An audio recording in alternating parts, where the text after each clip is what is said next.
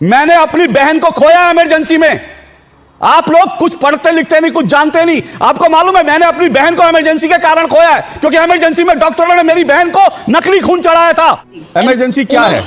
देखिए, जब विपक्ष एक तरफ हो गया था तब इंदिरा गांधी जी ने इमरजेंसी लगाई थी।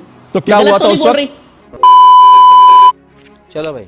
मानवी तनेजा, आपने, मुझे नहीं मालूम आपने फिल्म देखी या नहीं देखी, कुछ लोग इसे प्रोपेगेंडा फिल्म कह रहे हैं, क्या कहेंगे आप?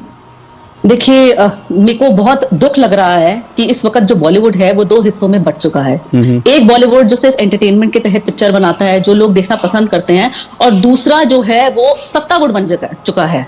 कहीं ना कहीं प्रोपेगेंडा के तहत वो पिक्चर बनाते हैं। क्या बोला तूने? जैसे पहले आई कश्मीर फाइल्स, फिर केरला स्टोरी, अब कंगना की आने वाली इमरजेंसी, और ये साबरमती रिपोर्ट। तो कहीं ना कहीं ये सिर्फ एक प्रोपेगेंडा के तहत बनाते हैं, जो लोग मुझे लगता है पसंद नहीं करते। क्या बात कर रहे हैं?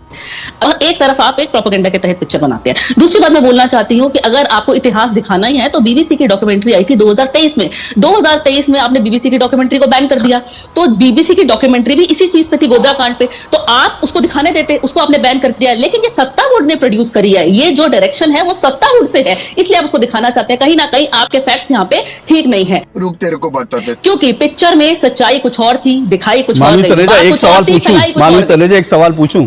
आपने कहा इमरजेंसी प्रोपेगेंडा फिल्म, आपने इमरजेंसी देखी है या आपकी एक मिनट मेरा सवाल पूरा हो जाए। आपकी जो उम्र है वो उस उम्र में जाहिर सी बात है आपने इमरजेंसी देखी नहीं होगी, जो इमरजेंसी थी। आपने अभी फिल्म भी नहीं देखी, आपने अभी इमरजेंसी भी नहीं देखी, और आप बिना फिल्म को देखे, बिना इमरजेंसी को देखे, बिना इमरजेंसी को अनुभव किए आपने छूटते कह दिया प्रोपेगेंडा फिल्म है। किस आधार? देखिए, ये 2024 से पहले रिलीज होने वाली थी इमरजेंसी। कहीं ना कहीं मैं ये नहीं कह रहा, मेरा सवाल समझिए ना। अरे मानवी जी, मेरा सवाल समझिए, एक मिनट, मेरा सवाल समझिए ना। मेरा सवाल क्या है? मैं कह रहा हूँ आपका सवाल समझिए। मैं आपसे पूछता हूँ इमरजेंसी के बारे में कितना जानती हैं आप? आप मुझे क्या जानना चाहते हैं? आप मुझे बताइए इमरजेंसी के बारे में क्या जानती हैं? इमरजेंसी, देखिए, अगर ये इमरजेंसी बनाई होती नॉर्मल किसी, मैं इमरजेंसी बनाई नहीं, मैं कह रहा हूं इमरजेंसी के बारे में कितना जानती हैं आप? इंदिरा गांधी जी के ऊपर है इमरजेंसी। इमरजेंसी क्या है? इमरजेंसी क्या है? देखिए, जब विपक्ष एक तरफ हो गया था तब इंदिरा गांधी जी ने इमरजेंसी लगाई थी। तो क्या हुआ था उस वक्त? नहीं, और इमरजेंसी में क्या हुआ था इमरजेंसी में?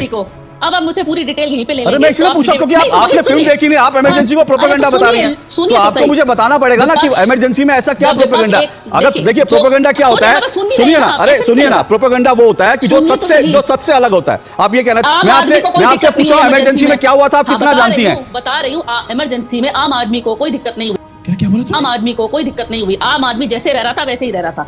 अगर दिक्कत मानवी तनेजा सुनिए, मानवी तनेजा सुनिए, मैं इस देश का आम आदमी, सुनिए मानवी तनेजा सुनिए, मैं इस देश का आम आदमी हूं। एक मिनट आरपी सिंह रुकिए। मैंने अपनी बहन को खोया इमरजेंसी में। आप लोग कुछ पढ़ते लिखते नहीं, कुछ जानते नहीं। आपको मालूम है मैंने अपनी बहन को इमरजेंसी के कारण खोया है, क्योंकि इमरजेंसी में डॉक्टरों ने मेरी बहन को नकली खून चढ़ाया था। और आप लोग कह रहे हैं इमरजेंसी प्रोपेगेंडा है। कितने लोगों की जाने गई थी, कितने लोगों को सिगरेट के बट से जलाया गया था। आपको या तो आप पढ़ लिख कर आइए इमरजेंसी। दिक्कत है, एक मिनट की आवाज बंद कीजिए, आवाज बंद कीजिए। इमरजेंसी को पहले जानिए। अगर फिल्म का आपको एतराज हो सकता है, बिल्कुल हो सकता है, कोई दिक्कत नहीं है।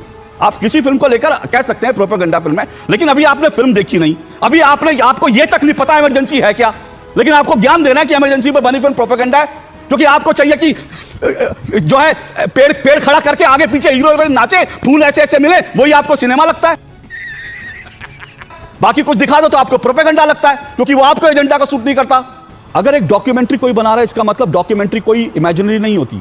और डॉक्यूमेंट्री में भारत की सुप्रीम कोर्ट का जो फैसला है, भारत की सुप्रीम कोर्ट कह रही है कि यह चीज ऐसे हुई थी और यह सच है, और कोर्ट फैसला सुना रही है। उस फैसले के विपरीत जाकर एक विदेशी चैनल जो है डॉक्यूमेंट्री दिखाता है, वो नहीं, भारत की सुप्रीम कोर्ट नहीं, हम जो कह रहे हैं वो सही है। तो आप बीबीसी के साथ खड़ा होना पसंद करेंगे कि भारत की सुप्रीम कोर्ट के साथ खड़ा होना पसंद करेंगे? अगर इतनी कंट्रोवर्सी हो गई है किसी पिक्चर के तहत, तो मुझे लगता है कि ऐसे सेंसिटिव टॉपिक छेड़े ही ना। तू है कौन रे? अब मैं आपसे सुनिए ना, मैंने आपसे सीधा सवाल पूछा।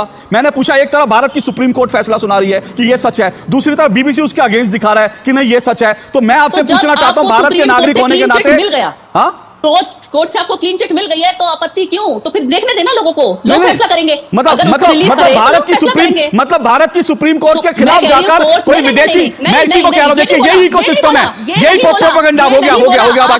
देखिए दिक्कत क्या है इस देश में, देखिए दिक्कत क्या है। हमारे साथ रावल जी बैठे हैं जो उस ट्रेन में मौजूद थे, और जिन्होंने बताया उस ट्रेन पर किस तरह से हमला हुआ। हमारे साथ आरपी सिंह जी बैठे हैं जिन्होंने कश्मीर में तिरंगा फहराने की कोशिश की थी और उनको जो है उसको उठा करके उनको जेल में डाल दिया गया था। उन्होंने डंडे खाए थे कश्मीर में तिरंगा फहराने के लिए। हमारे साथ आशीष जोशी हैं जिन्होंने वहां पर लाइव रिपोर्टिंग की थी गोधरा के बाद। यहां पर मैं मौजूद हुई जिसने अपनी बहन को इमरजेंसी में खोया। लेकिन इकोसिस्टम क्या है जो जिसमें मानवी जी जैसे लोग पलते हैं बढ़ते हैं, वो इकोसिस्टम है। रावल जी झूठ बोल रहे हैं, आशीष जोशी झूठ बोल रहे हैं। वो तो घूमने गए थे, वो तो डल में जो है आरपी सिंह जी वो कर रहे थे और मेरी बहन को किसी ने नहीं मारा, वो तो जो है मेरी बहन। तो आप सबका सच जो है अस्वीकार कर दो। कश्मीर में जो कुछ हुआ वो भी नहीं हुआ। उनके दादाजी ने उनको जो कहानी सुनाई वो कहानी सच है, बाकी सबका जो सच है वो झूठ है। तो आपके दादाजी का सच होगा, आपके दादाजी को किसी ने बचाया होगा, लेकिन 5 लाख लोगों ने जिन्होंने भागे और वो लोग जिनको घर में मुसलमानों ने पनाह दी और जिनको पनाह देकर जिनका पता दे दिया उनका सच भी है। मानवी जी आज सच आपका नहीं होता, जो सच आपने देखा,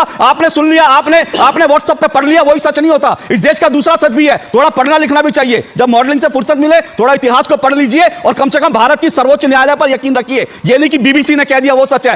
मजा आया।